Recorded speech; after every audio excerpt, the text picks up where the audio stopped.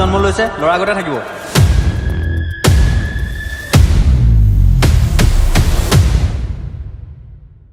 আৰু হয়তো মোৰ যাক ভাল লাগে তেওঁ মোক ভাল নালাগিবও পাৰে